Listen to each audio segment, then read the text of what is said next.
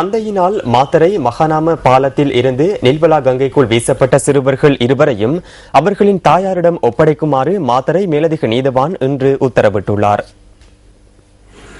மாத்தறை நீதவான் மஞ்சுள கருணாரத்ன முன்னிலையில் இன்று வழக்கு விசாரணைக்கு எடுத்துக் கொள்ளப்பட்ட சந்தர்ப்பத்தில் இந்த உத்தரவு பிறப்பிக்கப்பட்டுள்ளது. சிறுவர்கள் இருவரும் நன்னடத்தை பிரிவினரின் பாதுகாப்பின் கீழ் இருந்தனர். 2 மற்றும் 4 வயதான சிறார்கள் இருவர் 2 லட்சம் ரூபாய் பிணையில் அவர்களின் தாயாரிடம் ஒப்படைக்கப்பட்டுள்ளனர். தனிப்பட்ட தகராறு காரணமாக சிறார்கள் இருவரும் தமது தந்தையினால் கடந்த 24ஆம் திகதி நில்வலா கங்கைக்குள் வீசப்பட்ட சந்தர்ப்பத்தில் அருகில் இருந்த ராணுவ உறுப்பினர்களால் காப்பாற்றப்பட்டனர். சந்தேக நபரான தந்தையை கைது செய்வதற்கு பிரதேச ரீதியில் சோதனை நடவடிக்கை முன்னெடுக்கப்பட்ட நிலையில் நில்வலா கங்கையில் மிதந்து கொண்டிருந்த அவரது சடலம் கண்டுபிடிக்கப்பட்டது. எதிர்காலத்தில் இந்த மாணவர்களின் கல்வி உள்ளிட்ட நலன்புரி விடயங்கள் தொடர்பில் நன்னடத்தை பிரிவு விசேட கவனம் செலுத்தும். குடும்பத்தில் மீண்டும் அந்த பிள்ளைகளுக்கு பிரச்சினைகள் ஏற்படின் அது தொடர்பில் நாம் மீண்டும் நீதிமன்றத்தில் கருத்துக்களை முன்வைத்து அந்த பிள்ளைகள் தொடர்பில் உரிய வகையில் தீர்மானம் எடுப்போம்.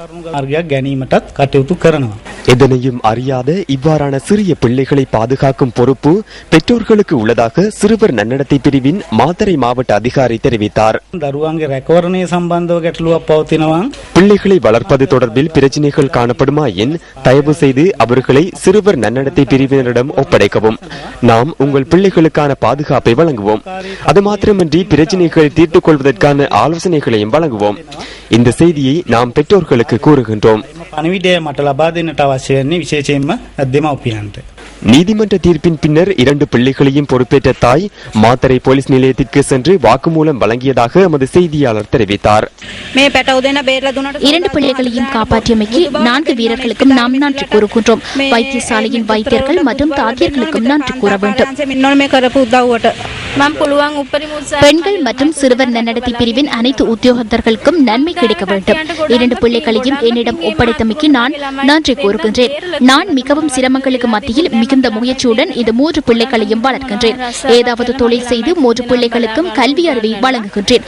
தந்தை வழங்கியதை போன்று என்னால் முடியாமல் போகும். ஆனால் என்னால் முடிந்த அனைத்தையும் செய்வேன்.